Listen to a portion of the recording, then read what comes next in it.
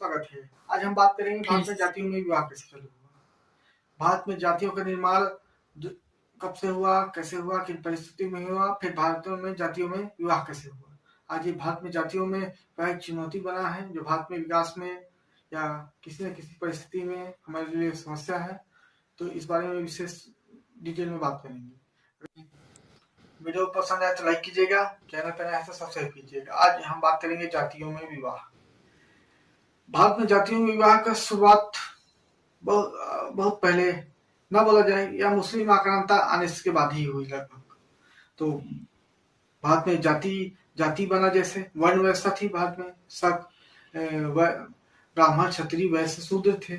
इस प्रकार स्त्री आए तो भारत क्या है, व्यवसायिक देश था। हर कोई यहाँ व्यवसाय करता था। कितने टाइप के व्यवसाय थे, कितने प्रकार के व्यवसाय थे, विभिन्न प्रकार के व्यवसाय थे। यहाँ खेती से लेकर बड़े से बड़े सब पुलिया से लेकर बड़े बड़े इंफ्रास्ट्रक्चर सारे चीज में व्यवसाय होता था। तो ऐसे जातियों में विवाह कैसे चालू हुआ, इसको छोटे एक सामाजिक रूप में समझेंगे। समाज में जैसे समाज में कोई गांव है या शहर समझ लीजिए, उसमें सारे समाज के लोग रहते हैं। कोई लोहार रहता है, कोई सोनार रहता है, कोई तेली रहता है, कोई कोल्हू रहता है, कोई हलवाई रहता है, कोई राजा रहता है, कोई ब्राह्मण रहता है। तो ये तो वर्ण व्यवस्था थी। इसके बाद क्या हुआ, जाति का निर्माण हुआ। तो जब जातियों का निर्माण हो रहा था तो उनका क्या है, शुरुआत हुई जातियों का निर्माण का शुरू स्थिति समझते हैं कि मान लीजिए किसी घर में 5 बेटे हैं तो कोई एक राजा बन गया, एक दूसरा अगर पढ़ने लिखने में सक्षम था वो पुजारी बन गया, पंडित बन गया। दूसरा अगर व्यवसाय करने में इंटरेस्ट था तो व्यवसाय करने लगा, बिजनेस करने लगा। तीसरा अगर उसको खेती बाड़ी में इंटरेस्ट था तो खेती करने लगा। इस प्रकार क्या है, उसके 5 बेटे विभिन्न प्रकार के काम करने लगे। हर कोई ऐसी धीरे धीरे परिस्थिति बदलते गई। भारत में आधुनिक काल से ही कितने प्रकार के व्यवसाय चालू हुए, कितने प्रकार के व्यवसाय हुए, कई सारे व्यवसाय हुए। जैसे लोहे का काम करता था, मान लीजिए एक ही परिवार की बात किया जाए, एक ही परिवार का बेटा अगर लोहे का काम करता था तो वो सोचता था कि मेरे बेटी या बेटे का शादी ऐसे परिवार में हो कि लोहे का काम करता हो, इससे कि उसके परिवार को सुगमता हो, आसानी से जी सके। वैसे ही सोने का काम करता था तो उसका बेटा या बेटी सोचती थी कि सोने के व्यवसाय करने वाले से उसका शादी हो।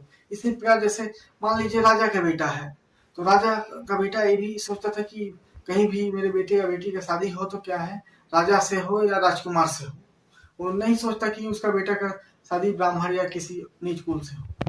और ब्राह्मण भी ऐसे ही सोचता था कि ब्राह्मण भी बुद्धिमत्ता में था, समाज में एक समान प्रतिष्ठा रखता था।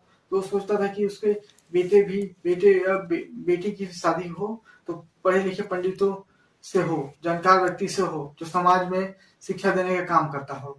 ऐसी प्रकार की ऐसी जैसे राजा का बेटा है तो राजा का बेटा राजकुमार से शादी करेगा। अगर मंत्री का बेटा है तो क्या है, वो कहीं के राजा की बेटी से शादी नहीं करेगा या राजकुमार की बेटी से शादी नहीं करेगा। वो करेगा क्या है, किसी मंत्री के बेटे या बेटी से ही शादी करेगा।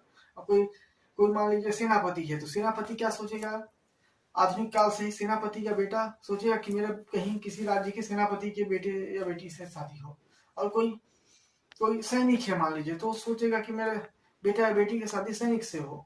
और कोई मान लीजिए दूसरे का व्यवसाय का है, मान लीजिए पानी भरने वाले व्यवसाय से है, कोई घुड़सवारी करने वाले व्यवसाय से, तो वो सोचेगा कि मेरा बेटा या बेटी का शादी घुड़सवार परिवार से हो।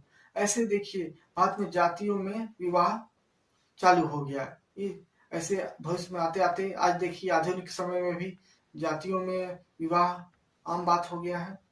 कई देखिए जैसे फिल्म इंडस्ट्री हो गया, राजनीति हो गया या बिजनेस क्लास हो गया, सारे अपने ही कैटेगरी में अपने ही समांतर काम करने वाले लोगों से विवाह कर रहे हैं। इस प्रकार भारत में जातियों में विवाह चालू हो गया।